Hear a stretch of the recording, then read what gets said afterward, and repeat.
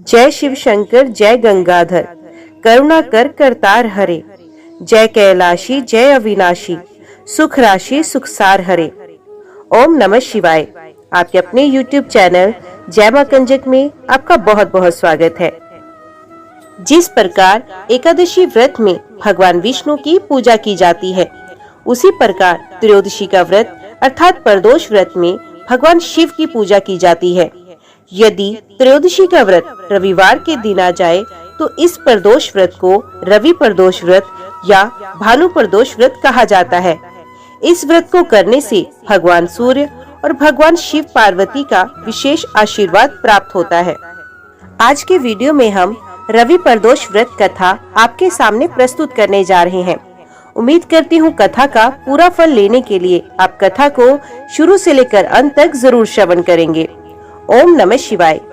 एक समय सर्व प्राणियों के हितार्थ परम पावन भगीरथी के तट पर ऋषि समाज द्वारा विशाल गोष्ठी का आयोजन किया गया। विज्ञ महर्षियों की एकत्रित सभा में व्यास जी के परम शिष्य पुराण वेता सूत जी महाराज हरि कीर्तन करते हुए पधारे। सूत जी को आते हुए देखकर शौनकादि 88,000 ऋषि मुनियों ने खड़े होकर दंडवत प्रणाम किया। महाज्ञानी सूत जी ने भक्ति भाव से ऋषियों को हृदय से लगाया तथा आशीर्वाद दिया। विद्वान ऋषिगण और सब शिष्य आसनों पर विराजमान हो गए। मुनिगण विनीत भाव से पूछने लगे कि हे परम दयालु, कली काल में शंकर की भक्ति किस आराधना द्वारा प्राप्त होगी, हम लोगों को बताने की कृपा कीजिए, क्योंकि कलयुग के सर्व प्राणी पाप कर्म में रत रहकर वेद शास्त्रों से विमुख रहेंगे, दीन जीन अनेक संकटों से त्रस्त रहेंगे। हे मुनि श्रेष्ठ, कली काल में सत्कर्म की ओर किसी की रुचि नहीं होगी। जब पुण्य क्षीण हो जाएंगे तो मनुष्य की बुद्धि असत कर्मों की ओर खुद ब खुद प्रेरित होगी, जिससे दुर्वाचारी पुरुष वंश सहित समाप्त हो जाएंगे। इस अखिल भूमंडल पर जो मनुष्य ज्ञानी होकर ज्ञान की शिक्षा नहीं देता, उस पर परम पिता परमेश्वर कभी प्रसन्न नहीं होते। हे महामुने, ऐसा कौन सा उत्तम व्रत है जिससे मनवांछित फल की प्राप्ति होती हो? आप कृपा कर हमें बताएं। ऐसा सुनकर दयालु हृदय श्री सूत जी कहने लगे कि हे श्रेष्ठ मुनियों तथा शौनक जी, आप धन्यवाद के पात्र हैं। आपके विचार सराहनीय एवं प्रशंसनीय हैं। आप वैष्णव अग्रगण्य हैं, क्योंकि आपके हृदय में सदा परहित की भावना रहती है। इसलिए हे शौनकादि ऋषियों, सुनो, मैं उस व्रत को तुमसे कहता हूँ जिसके करने से सब पाप नष्ट हो जाते हैं। धन वृद्धि कारक, दुख विनाशक, सुख प्राप्त करने वाला, संतान देने वाला, मनोवांछित फल प्राप्ति कराने वाला ये व्रत तुमको सुनाता हूँ, जो किसी समय भगवान शंकर ने माता सती को सुनाया था और उनसे प्राप्त ये परम श्रेष्ठ उपदेश मेरे परम पूज्य गुरु वेद व्यास जी ने मुझे सुनाया था, जिसे आपको समय पाकर शुभ भेला में मैं सुनाता हूँ। बोलो उमापति भगवान शंकर की जय। सूजी कहने लगे, आयु वृद्धि स्वास्थ्य लाभ हेतु त्रयोदशी का व्रत करना चाहिए। इसकी विधि इस प्रकार है। प्रातः स्नान कर निराहार रहकर शिव ध्यान में मगन हो। शिव मंदिर में जाकर शंकर जी की पूजा करें। पूजा के पश्चात अर्घ्य पुण्य त्रिपुंड का तिलक धारण करें। बेलपत्र चढ़ाएं, धूप दीप अक्षय से पूजा करें, ऋतु फल चढ़ाएं तथा ओम नमः शिवाय मंत्र का रुद्राक्ष की माला से जप करें। ब्राह्मणों को भोजन कर सामर्थ्य अनुसार दक्षिणा दें। तत्पश्चात मौन व्रत धारण करें। व्रती को सत्य वचन बोलना आवश्यक है। हवन और आहुति भी देनी चाहिए। ओम ह्रीम क्लीम नमः शिवाय स्वाहा मंत्र से आहुति दे। इससे अभिष्ट फल की प्राप्ति होती है। व्रती को पृथ्वी पर शयन करना चाहिए। दिन में एक बार ही भोजन करें। इससे सर्व कार्य सिद्ध होते हैं। श्रावण मास में तो इसका विशेष महत्व है। वे सर्व सुख धन आरोग्यता देने वाला एवं सब मनोरथों को पूर्ण करने वाला व्रत है। शौनकादि ऋषि बोले, हे पूज्यवर महामते, आपने ये व्रत परम गोपनीय मंगलप्रद कष्ट निवारक बताया। कृपया ये बताने का कष्ट करें, ये व्रत सबसे पहले किसने किया और इसका क्या फल प्राप्त हुआ? श्री सूत जी बोले, हे विचारवान ज्ञानियों, आप शिव के परम भक्त हैं। आपकी भक्ति को देखकर मैं व्रती मनुष्यों की कथा सुनाता हूँ। ध्यान से सुनिए। एक गांव में अति दीन ब्राह्मण निवास करता था। उसकी साध्वी स्त्री प्रदोष व्रत किया करती थी। उसे एक ही पुत्र रतन था। एक समय की बात है, वे पुत्र गंगा स्नान करने के लिए गया।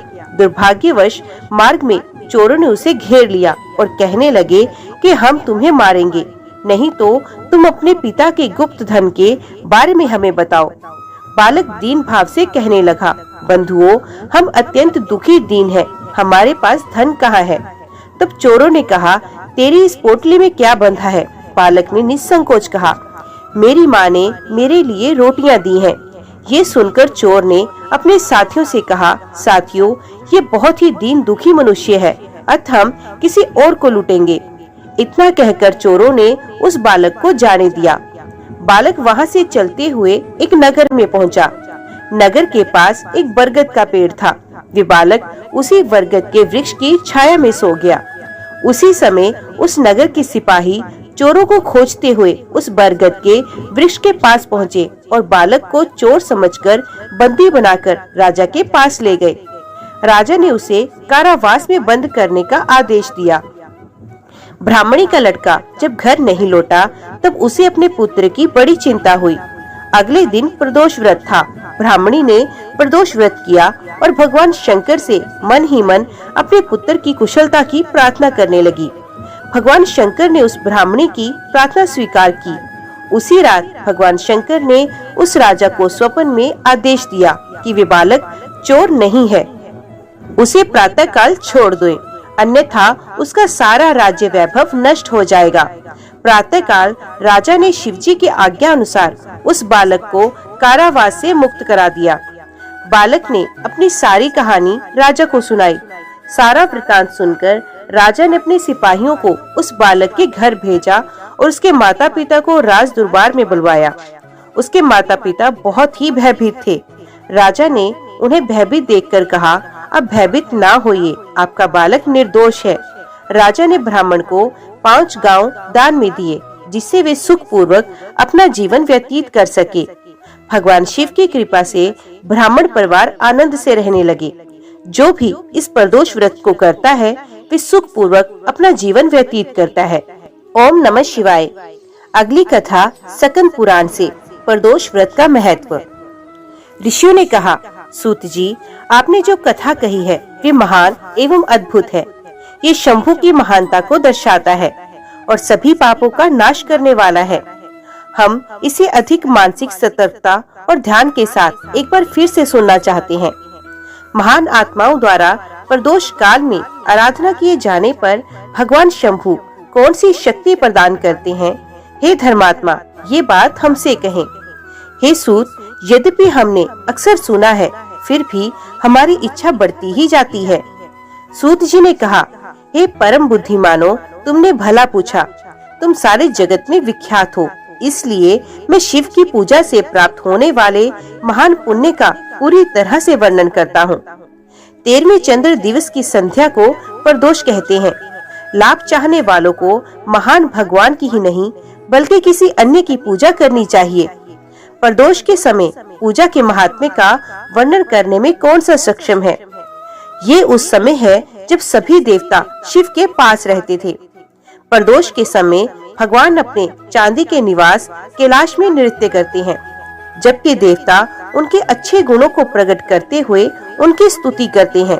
इसलिए पूजा, जप, होम, उनकी कथाओं का वर्णन और उनके अच्छे गुणों की स्तुति 4 लाभों अर्थात गुण, धन, प्रेम और मुक्ति की इच्छा रखने वाले पुरुषों द्वारा की जानी चाहिए।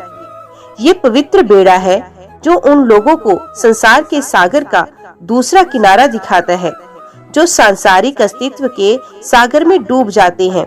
उन लोगों को जो दरिद्रता के अंधेरे से अंधे हो गए हैं और सांसारिक अस्तित्व से डरते हैं।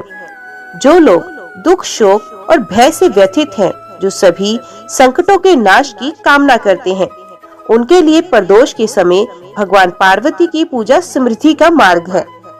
यहाँ तक कि बुरे इरादे वाले नीच व्यक्ति, भाग्यहीन व्यक्ति या दुष्ट भी देवों के देव भगवान की पूजा करके विपत्तियों से मुक्त हो जाता है। जो शत्रुओं द्वारा मारा जा रहा हो, सर्पों द्वारा डसा गया हो, पर्वतों द्वारा आक्रमण किया गया हो, विशाल समुद्र में गिर गया हो, जो काल की डंडे से मारा गया हो, एक साथ कई रोगों से ग्रस्त हो, इनमें से कोई भी व्यक्ति नष्ट नहीं होता यदि वे गिरीश की पूजा करता है प्रदोष के समय। शिव की पूजा करने से व्यक्ति दरिद्रता, मृत्यु, दुख और विशाल पर्वत के बराबर ऋण के बोझ से छुटकारा पाता है और धन से सम्मानित होता है। इस संदर्भ में मैं महान पुण्य से परिपूर्ण एक प्राचीन इतिहास का वर्णन करूंगा, जिसे सुनने से सभी मनुष्यों का उद्देश्य सिद्ध हो जाता है। विदर्भ देश में सत्यरथ नाम का एक राजा था। वे साहसी, सच्चे वचन बोलने वाला और सभी धार्मिक अनुष्ठानों का सख्ती से पालन करने वाला था। उनकी आदतें सभ्य थी। हे श्रेष्ठ ऋषियों, उस अत्यंत बुद्धिमान राजा ने राज्य पर धर्म पूर्वक शासन करते हुए बहुत समय तक बहुत सुखपूर्वक जीवन व्यतीत किया। दुर्मर्शन को अपना नेता मानकर शाल्व के राजा इस राजा के शक्तिशाली शत्रु थे। एक बार सेनाओं के एक बड़े समूह को इकट्ठा करके वे शाल्व विदर्भ शहर को जीतने की इच्छा से पहुँचे और उसे घेर लिया।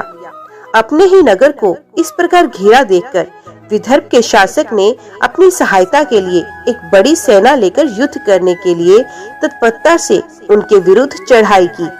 शाल्वों के साथ उनका युद्ध, जो अपने पराक्रम के कारण अत्यधिक अहंकारी थे, पाताल में सर्प राजा के साथ गंभंडी गंधर्वों के समान था।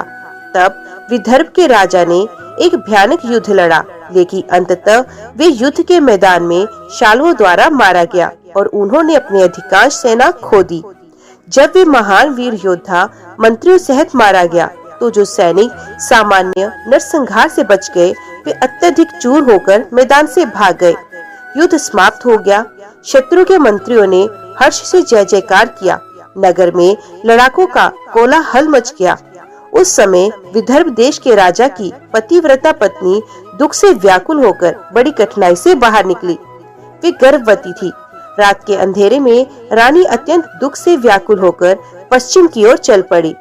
पोप फटने पर भी वे पतिव्रता स्त्री मार्ग पर बहुत धीरे चलती रही। लंबी दूरी तय करने के बाद उसे अशुद्धियों से मुक्त एक झील दिखाई दी।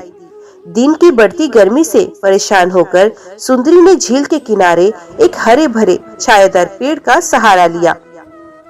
नियति के अनुसार उस एकांत स्थान पर एक पेड़ के चारों ओर बने पक्के चबूतरे पर पवित्र महिला ने शुभ मुहूर्त में एक बेटे को जन्म दिया। रानी प्यास से व्याकुल हो गई। वे झील में प्रवेश कर गई, लेकिन कोमल अंगों वाली महिला को एक मगरमच्छ ने पकड़ लिया। वे नवजात बालक, जो पिता और माता की मृत्यु से अनाथ हो गया था, भूख और प्यास से दुर्बल और व्याकुल होकर झील के तट पर करुण विलाप करने लगा। जब वे नवजात शिशु इस प्रकार रो रहा था, तो अचानक एक ब्राह्मण महिला वहां आ गई। उसके साथ उसका 1 साल का बेटा भी था। विधवा और दरिद्र होने के कारण उसे घर घर जाकर भीख मांगनी पड़ती थी। उमा नाम की वे ब्राह्मण स्त्री, जिसके इकलौते पुत्र के अलावा कोई रिश्तेदार नहीं था, भिक्षावृत्ति का सहारा लेकर राजकुमार को देखा। आकाश से गिरे हुए सूर्य चक्र के समान दिखने वाले राजकुमार को असहाय होकर रोते देखकर उस स्त्री ने बहुत देर तक इस प्रकार सोचा, अभी तो मुझे एक बड़ा चमत्कार दिखाई दिया। इस शिशु की अभी तक गर्भनाल नहीं कटी।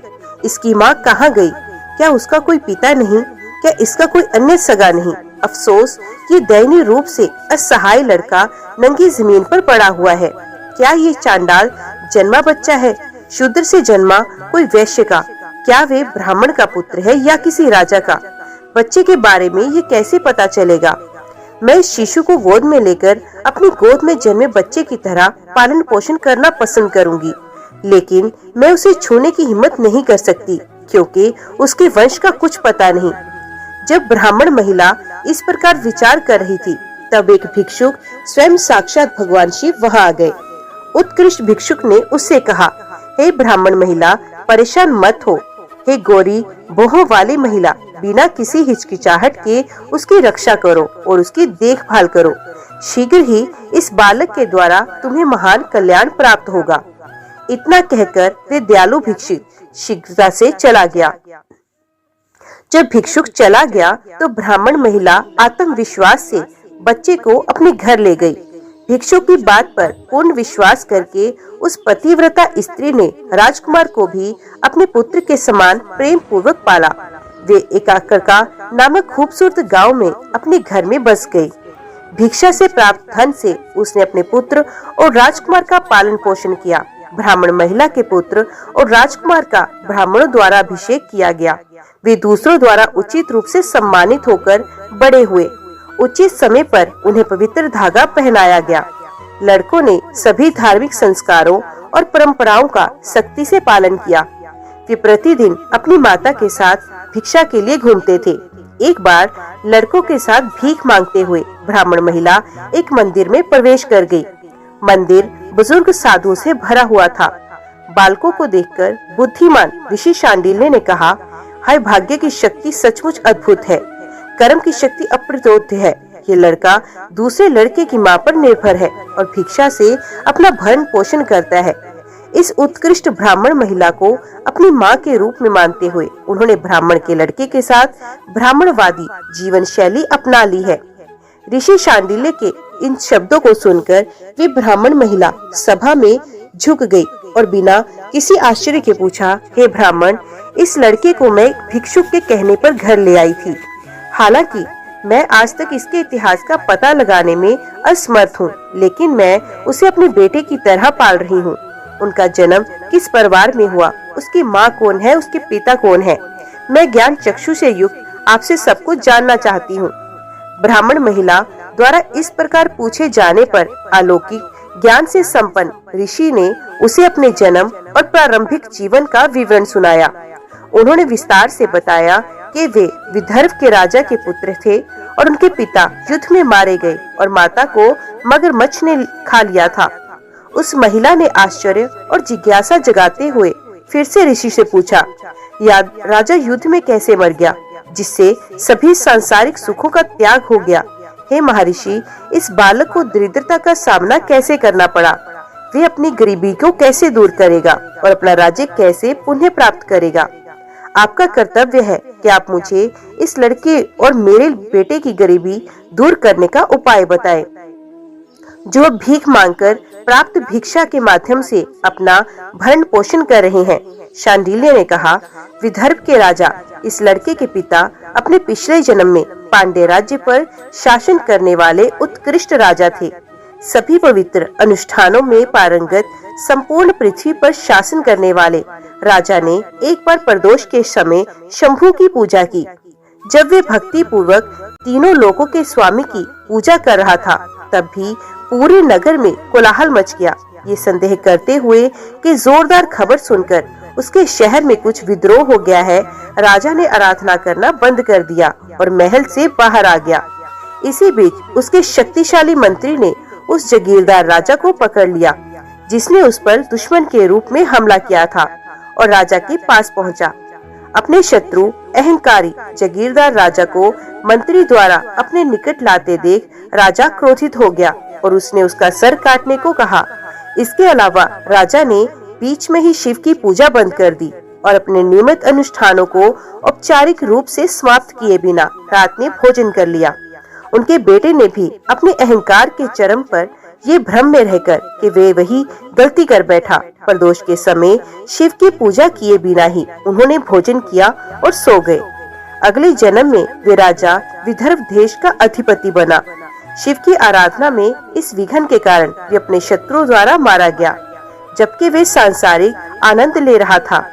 पिछले जन्म में उनका पुत्र इस जन्म में भी उनका पुत्र ही बनकर पैदा हुआ। शिव की पूजा में विधि के नियमों का उल्लंघन करने के कारण उन्हें गरीबी का सामना करना पड़ा। उसकी मां ने पिछले जन्म में धोखे से अपनी सहपत्नी की हत्या कर दी थी।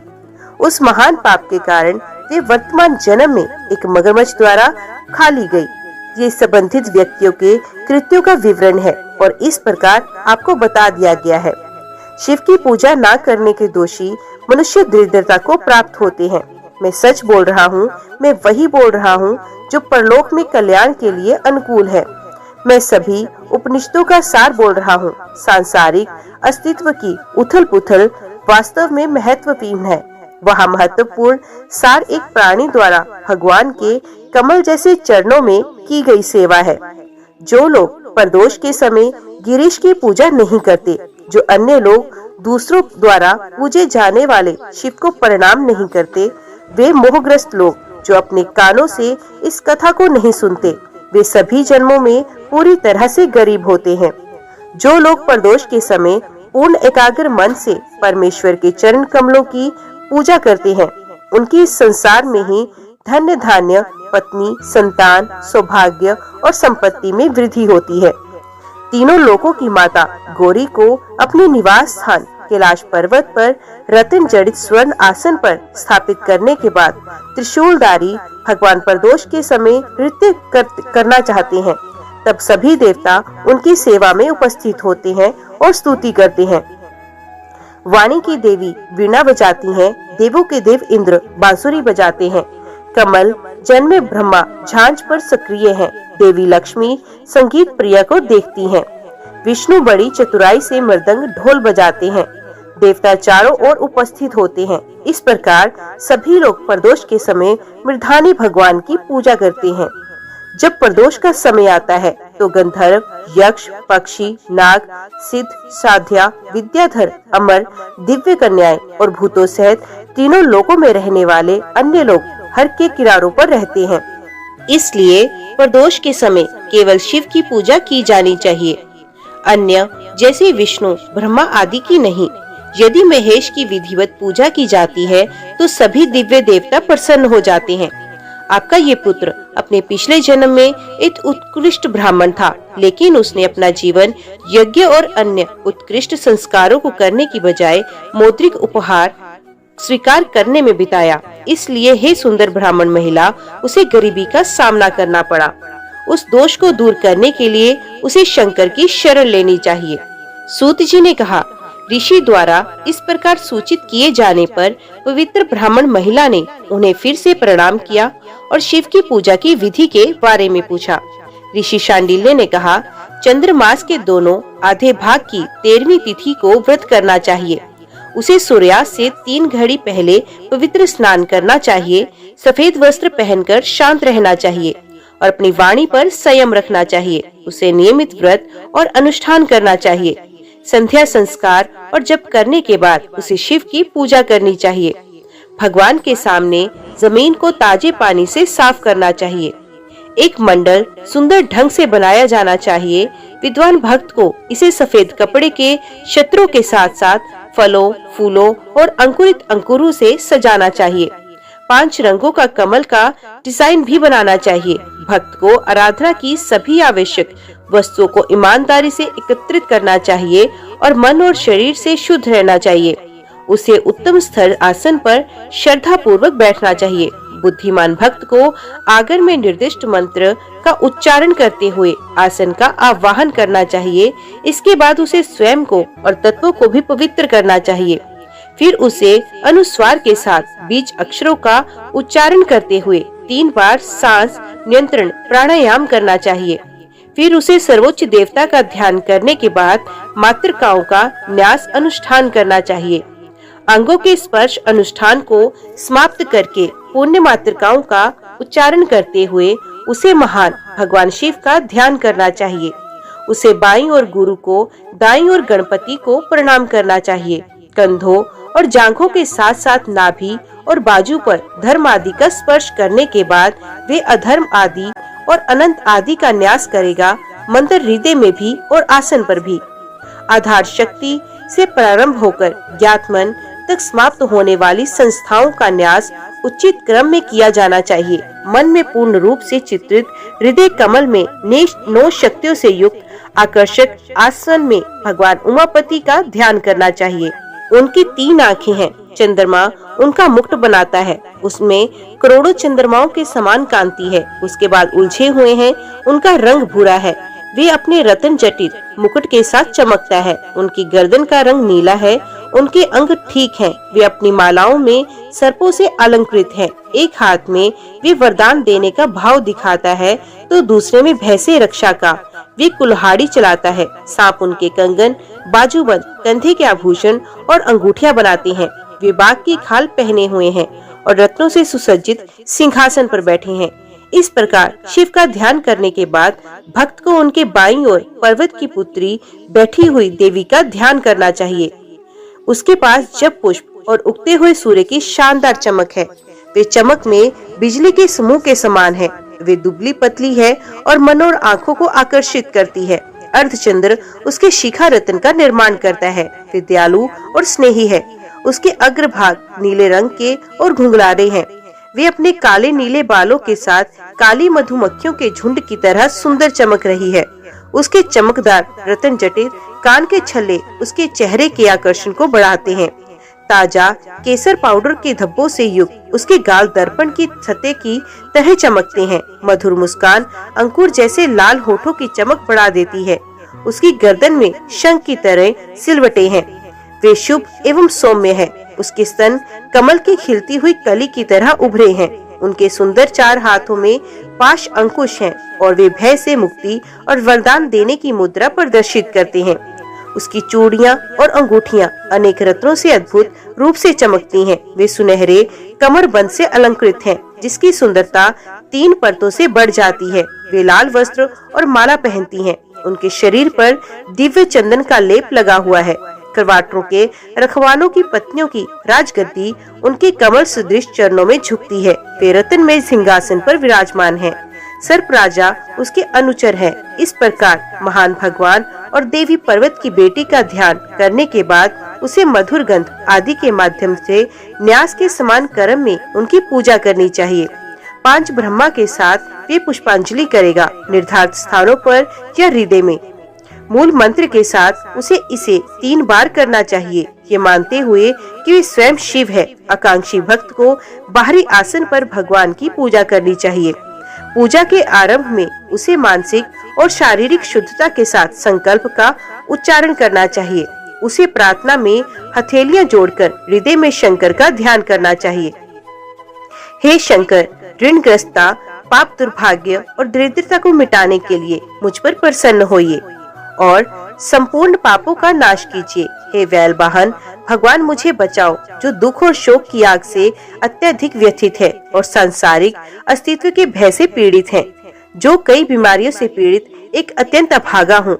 आओ हे देवों के प्रमुख, हे स्वामी, हे महान भगवान, भय से मुक्ति के अनुसार पार्वती के सानिध्य में मेरे द्वारा आपकी की गई पूजा को स्वीकार करें।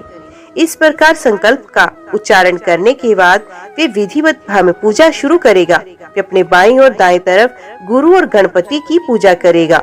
वे उत्तर पूर्व कोने पर क्षेत्रस्य की पूजा करेगा और फिर उचित क्रम में वस्तुस्पति, वाग देवी और कात्यायनी की पूजा करेगा।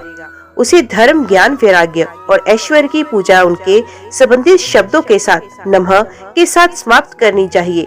उसे उत्तर पूर्व तथा अन्य कोनों में स्वरों का उच्चारण करते हुए आसन के चरणों की विधिवत पूजा करनी चाहिए। फिर उसे अनुस्वार और विसर्ग के साथ अधर्म आदि की पूजा करनी चाहिए।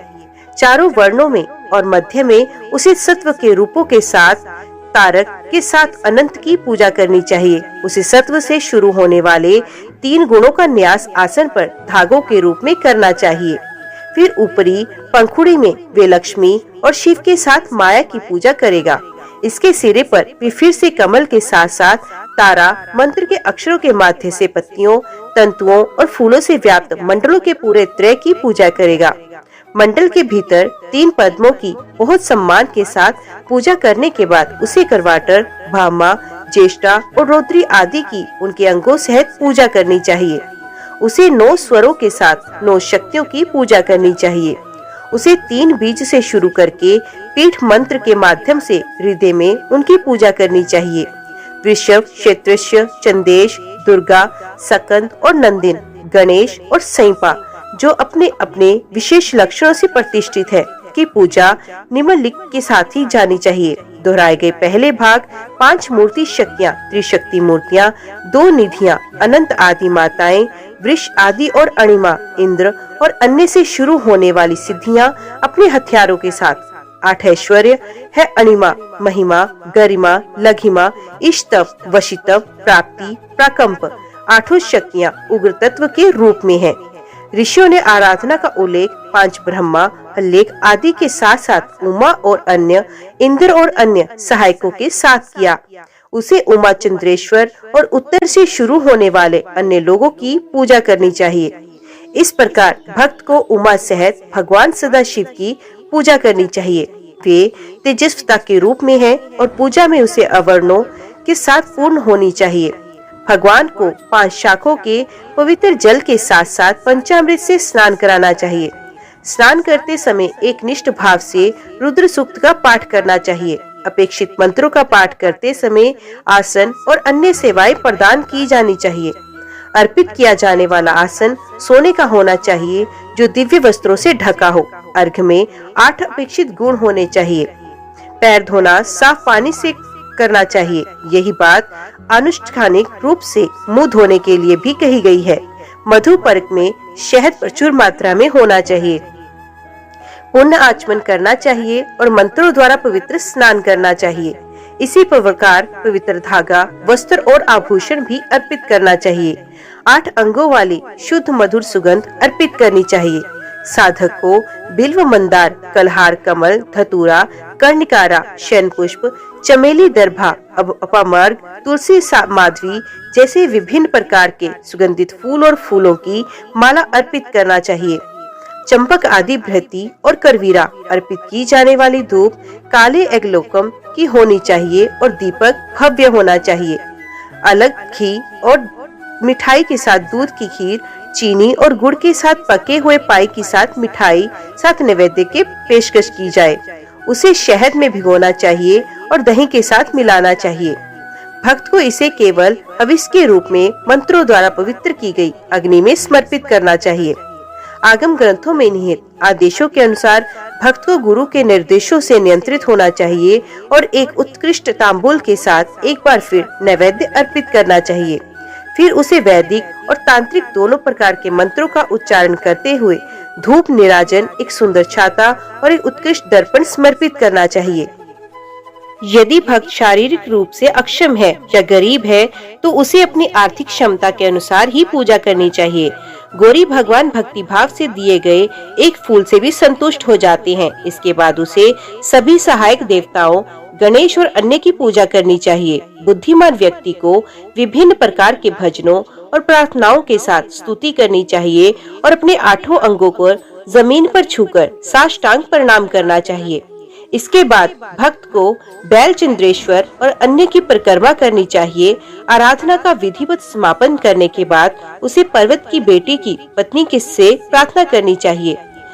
हे प्रभु विजय हो, हे ब्रह्मांड के भगवान आपकी जय हो, हे शंकर सनातन विजयी हो, हे सभी सुरों के अधिष्ठात्री देवता विजयी हो, हे भगवान सभी सुरों द्वारा पूजित हो, आपकी जय हो, हे भगवान सभी गुणों से परे, हे सर्वरदाता विजयी हो, आपकी जय हो, हे शाश्वत जिसे सहारे की कोई आवश्यकता नहीं, विजयी बनो, हे अपरिवर्तनीय, हे संपूर्ण ब्रह्मांड के पालन करता, हे भगवान पूरे ब्रह्मांड में जाने जाने वाले एकमात्र आपकी जय हो, हे भगवान सर्पराजा को आभूषण के रूप में धारण करते हुए, हे गौरी के स्वामी, हे शंभु, हे भगवान, हे शिखा रत्न के रूप में अर्धवर्ताकार चंद्रमा को धारण किए हुए आपकी जय हो, 10 करोड़ सूर्य के समान तेजस्वी आपकी जय हो, आपके लिए अनंत अच्छे गुणों का भंडार हो, आसमान आँखों वाले, समझ में परे शुद्ध हृदय की जय हो, विजय हो, हे प्रभु, हे दया के सागर, हे भक्त के संकट हरने वाले आपकी जय हो, विजय हो,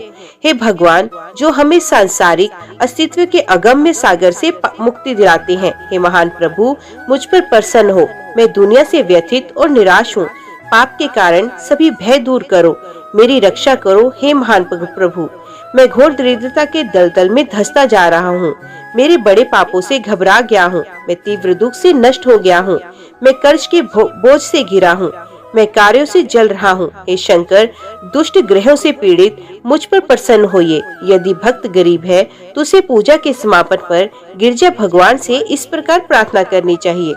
यद्यपि राजा के पास बहुत धन हो फिर भी उसे भगवान ईश्वर से इस प्रकार प्रार्थना करनी चाहिए, हे शंकर, अपनी कृपा से मुझे दीर्घायु, रोगों से मुक्त, कोष से निरंतर वृद्धि, पराक्रम में प्रगति और सदैव आनंद प्राप्त हो। शत्रुओं का नाश हो, ग्रह मेरे अनुकूल रहें, लुटेरों का नाश हो, देश के सभी लोग विपत्ति से मुक्त हों, सारी पृथ्वी पर से अकाल, महामारी और संकट दूर हो जाए, प्रचुर मात्रा में अन्न हो, सभी पक्ष खुश और प्रसन्न हो। इस प्रकार भक्त को प्रदोष के समय गिरजा भगवान को प्रसन्न करना चाहिए। इसके बाद उसे ब्राह्मणों को भोजन कराना चाहिए और उन्हें मौद्रिक उपहार देकर प्रसन्न करना चाहिए। इस प्रकार शिव की पूजा मेरे द्वारा बताई गई है। ये सभी मनोकामनाओं को वरदान के रूप में प्रदान करता है। ये समस्त पापों का नाश करता है। ये समस्त दरिद्रता का नाश करने वाला है। ये शिव की संपत्ति के दुरुपयोग से उत्पन्न पापों को छोड़कर सभी प्रमुख पापों और अधिकांश छोटे पापों को मिटा देगा। पुराणों और स्मृतियों में ब्राह्मण वध सहित सभी पापों का प्रायश्चित दर्शाया गया है, लेकिन शिव की संपत्ति का दुरुपयोग करने वाले के पापों को कोई प्रायश्चित नहीं है। ज्यादा क्या बोलना, मैं आधे श्लोक में सब कुछ संक्षेप में बताऊंगा। शिव की पूजा से ब्राह्मण वध के सैकड़ों पाप नष्ट हो जाएंगे। इस प्रकार प्रदोष के समय शिव की पूजा का विधान आपको बताया गया। ये सभी जीवित प्राणियों के लिए एक रहस्य है, इसके बारे में कोई संदेह नहीं। आराधना इन दोनों बालकों द्वारा की जाए। 1 वर्ष के भीतर आप सभी सर्वोच्च उपलब्धियां प्राप्त करेंगे। शांडिल्य के ये वचन सुनकर ब्राह्मण महिला दोनों बालकों सहित ऋषि के चरणों में झुक गई। ब्राह्मण महिला ने कहा, हे पवित्र महोदय, मैं आज आपके दर्शन मात्र से संतुष्ट और धन्य हूँ। ये दोनों लड़के आपकी शरण में आए हैं। ये मेरा पुत्र है जिसका नाम शुचिव्रत है। ये वे राजकुमार है जिसका नाम मैंने धर्मगुप्त रखा है। ये दोनों और मैं, हे पवित्र श्रीमान, आपके चरणों के सेवक हैं। हम लोगों को बचाइए जो दरिद्रता के भयानक सागर में गिर गए हैं। जब ब्राह्मण महिला ने इस प्रकार उनकी शरण मांगी तो ऋषि ने उसे अमृत जैसे मीठे शब्दों से सांत्वना दी। इसके बाद ऋषि ने शिव को प्रसन्न करने के लिए विशिष्ट मंत्र प्रदान किए। तब ऋषि और ब्राह्मण स्त्री द्वारा उपदेश दिए गए बालकों ने झुककर उनसे विदा ली। फिर वे उस शिव मंदिर से चले गए। इसके बाद उन दोनों लड़कों ने उत्कृष्ट सृष्टि के निर्देशों के अनुसार प्रदोष के समय देवी पार्वती और शिव की पूजा करना शुरू किया। जब ब्राह्मण लड़का और राजकुमार भगवान की आराधना करने लगे तब भी 4 महीने बहुत खुशी से बीते।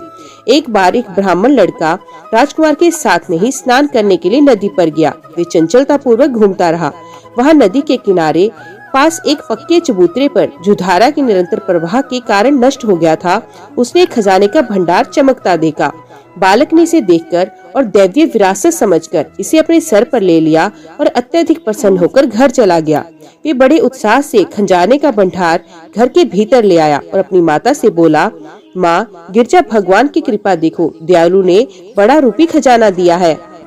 आश्चर्यचकित होकर उसे पतिव्रता स्त्री ने राजकुमार को बुलाया और अपने पुत्र को बधाई देते हुए शिव की पूजा की स्वीकार करते हुए कहा, मेरी बात सुनो प्यारे बेटो, इस खजाने को आप दोनों के बीच समान रूप से साझा करो, ये मेरा आदेश है।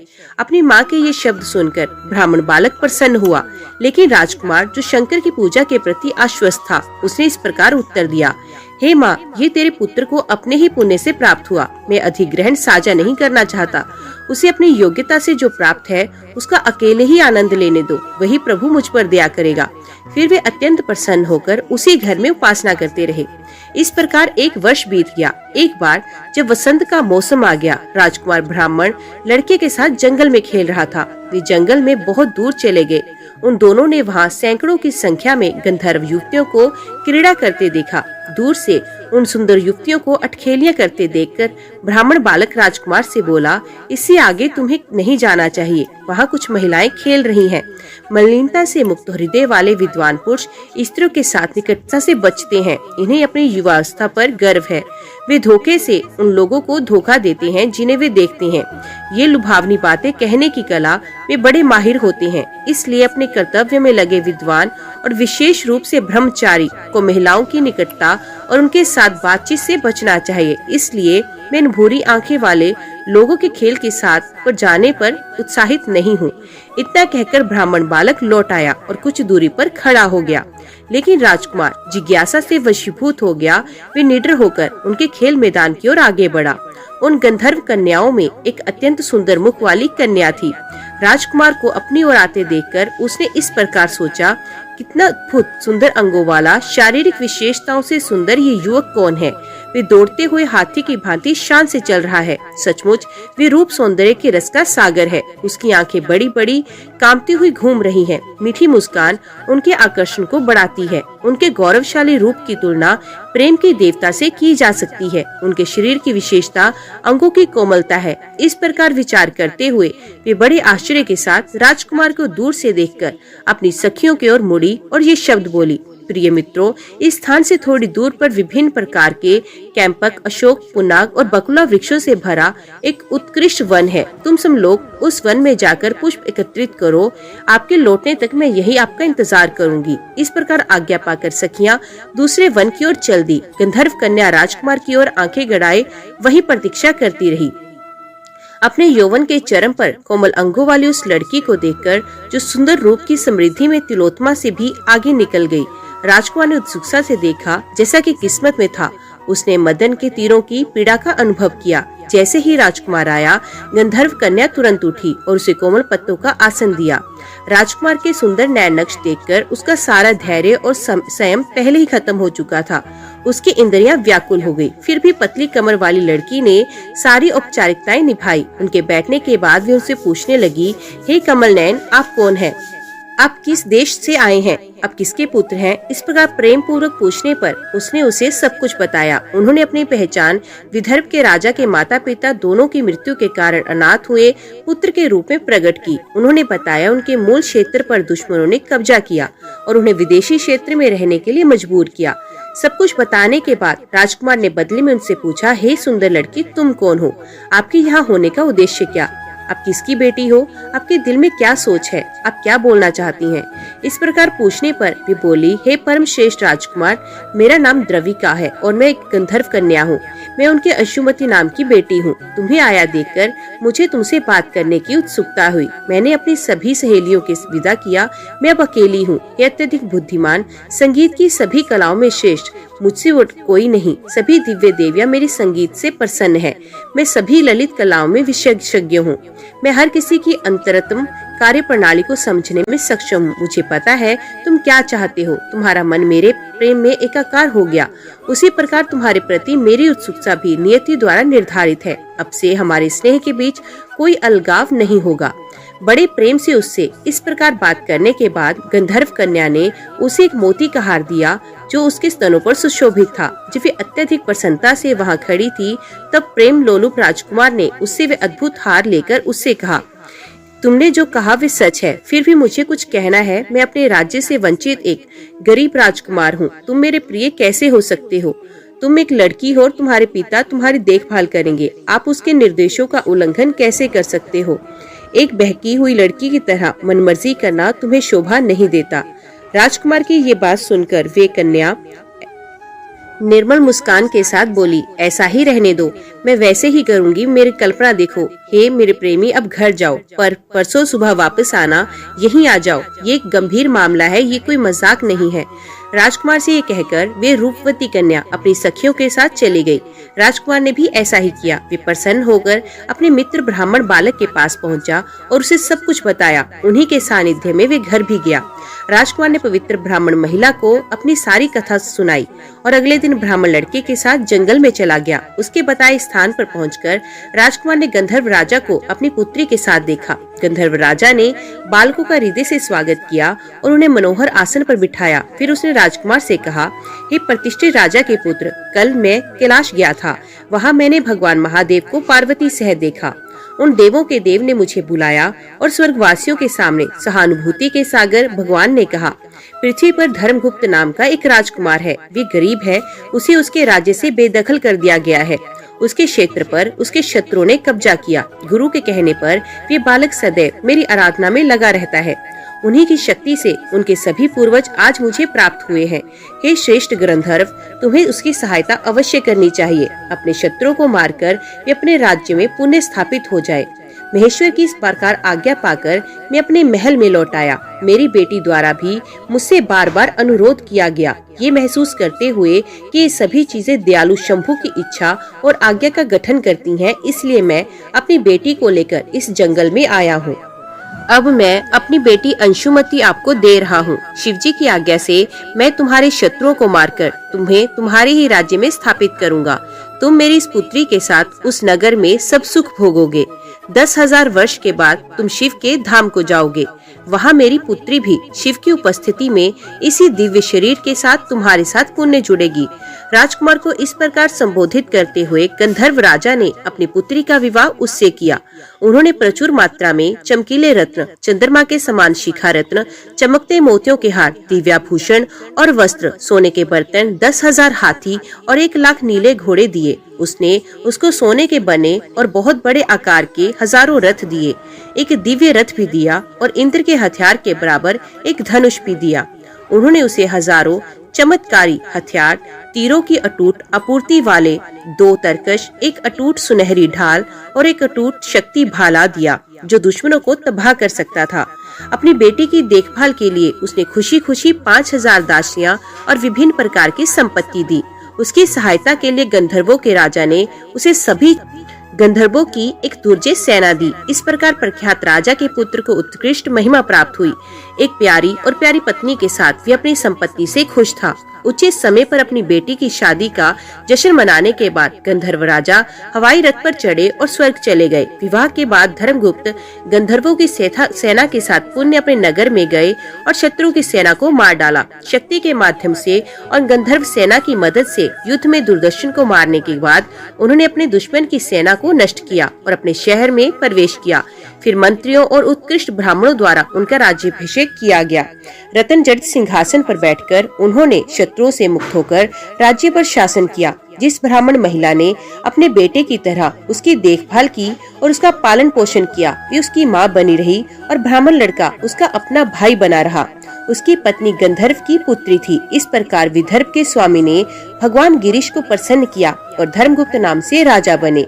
इस प्रकार अन्य लोग भी प्रदोष के समय भगवान पर्वत की पुत्री को प्रसन्न करके वांछित वस्तुएं प्राप्त करते हैं और मृत्यु पर मोक्ष प्राप्त करते हैं। सूत जी ने कहा, ये भक्ति का एक महान सराहनीय कार्य है। प्रदोष के समय शंकर की पूजा, ये नैतिक उत्कृष्टता, धन, सांसारिक भोग और मोक्ष प्राप्त करने का सबसे बड़ा साधन है। यदि कोई प्रदोष के इस पुण्यदायी अत्यंत अद्भुत महात्म्य को सुनता है या पूजा के अंत में प्रदोष के समय मानसिक और शारीरिक शुद्धता के साथ इसका वर्णन करता है, तो उसे सैकड़ों और जन्मों तक कभी दरिद्रता नहीं सताती। ज्ञान और समृद्धि से संपन्न होकर वे अंत में शिव के नगर में जाता है। अत्यंत दुर्लभ मानव शरीर प्राप्त करने के बाद जो लोग परमेश्वर के चरणों की पूजा करते हैं, वे वास्तव में धन्य हैं। उन्होंने अपने बल से तीनों लोकों पर विजय प्राप्त की। उनके कमल जैसे चरणों की धूल परे ब्रह्मांड को पवित्र करती है। ओम नमः शिवाय। आज की वीडियो में इतना ही। उम्मीद करती हूँ वीडियो आपको पसंद आई होगी। वीडियो पसंद आई हो तो वीडियो को लाइक और चैनल को सब्सक्राइब जरूर कीजिएगा। ओम नमः शिवाय लिखकर कमेंट बॉक्स में अपनी हाजिरी और अपने सुझाव देना ना भूलेगा। तो मिलते हैं अगली कथा अगली वीडियो के साथ। तब तक के लिए देखते व सुनते रहिए। जय मां कंजक, जय माता दी।